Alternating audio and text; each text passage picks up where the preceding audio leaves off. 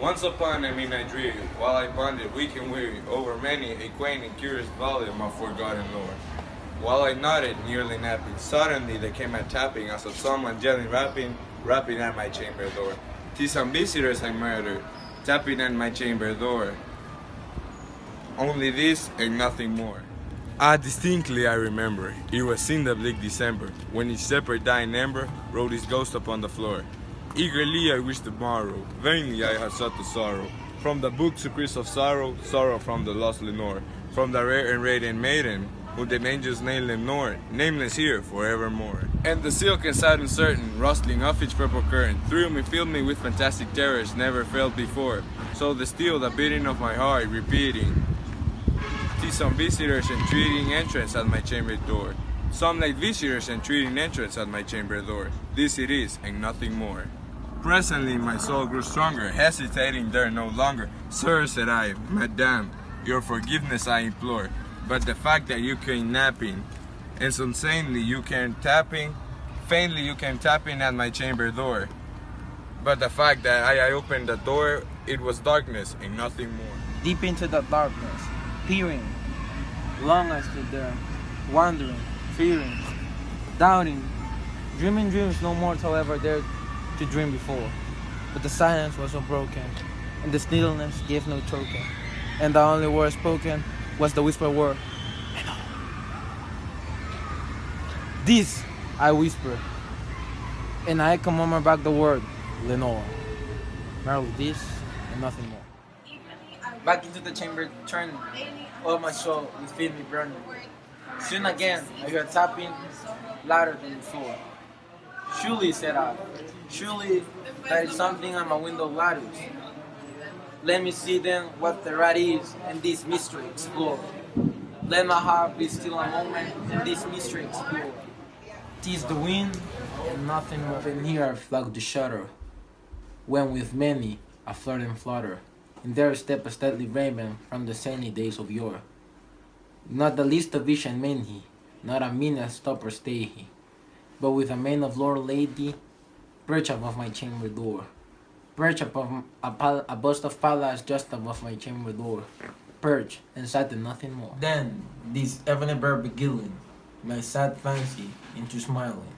By the grave and stern decorum of the contents it were, though the crest be shorn and shaven, though I said, art should no craven, ghastly green, an ancient raven, wandering from the night shore. Tell me what the lordy name means on the night's Plutonian shore, quoth the raven.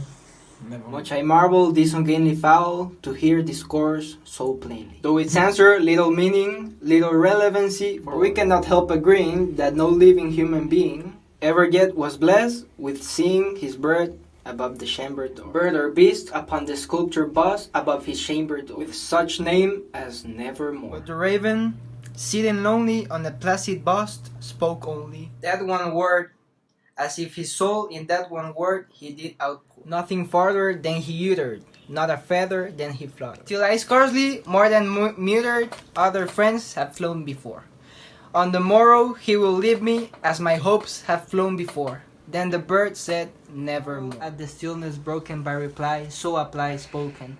Doubtless, I said, what is yours? It is only stock and store, cut from some unhappy master, whom unmerciful disaster followed fast and followed faster till his sons one burden bore, till the dirges of his hope that melancholy burden bore of nevermore, nevermore.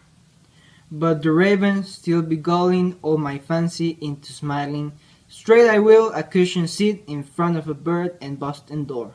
Then, upon the velvet sinking, I took myself to linking fancy unto fancy, thinking what this ominous bird of yore, what this grim, ungainly, ghastly, gaunt, and ominous bird of yore meant in croaking nevermore.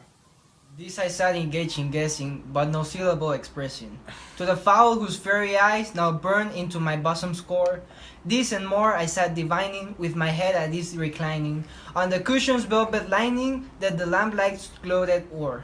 But whose velvet violet lining with the lamplight gloating o'er she shall press, ah, nevermore. Then, methought, the air grew denser, perfumed from an unseen censer, swung by seraphims whose footfalls tinkled on the tufted floor.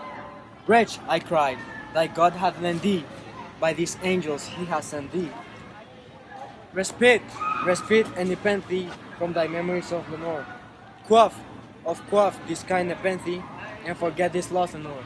Quoth the raven, nevermore. Prophet, said I, think of evil, prophet still, a bird or devil. Whether tempter sent, over the tempest tossed thee here ashore. Desolate yet, all undaunted, on this desolate. This home by horror haunted, tell me truly, I implore. Is there embalming Gilead? Tell me, I am the raven, nevermore. Said I, think of evil, prophet still, if bird or devil. By that heaven that bends above us, by that God we both adore. Tell this soul with sorrow laden, if within the distant Aidenn, it shall clasp a sainted maiden, whom the angels name Lenore. Clasp a rare and radiant maiden, whom the angels name Lenore. Quoth the raven, nevermore. Our sign of parting, bird or fiend, I shrieked, upstarting. Get thee back into the tempest, and the night's Plutonian shore. Leave no black plume as a token of that lie thy soul hath spoken. Leave my loneliness unbroken, quit the bust above my door.